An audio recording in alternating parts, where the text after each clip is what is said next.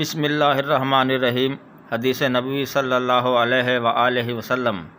محمد بن سعد رحمہ اللہ اپنے والد سے مرفوع بیان کرتے ہیں، 3 چیزیں خوش بختی سے ہیں اور 3 چیزیں بدبختی سے ہیں۔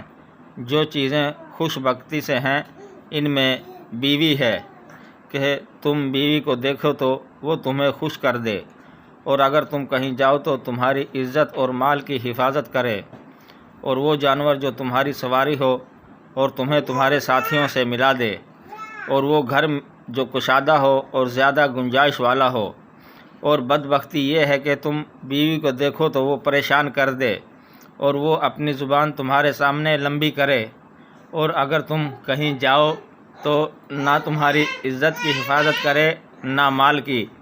وہ جانور جو سست رفتار ہو، اگر تم اسے مارو تو وہ تمہیں تھکا دے، اور اگر اسے چھوڑ دو تو وہ تمہیں تمہارے ساتھیوں کے ساتھ نہ ملائے، اور وہ گھر جو تنگ اور کم گنجائش والا ہو۔ حدیث نمبر 3691، کتاب السلسلۃ الصحیحہ، درجہ صحیح۔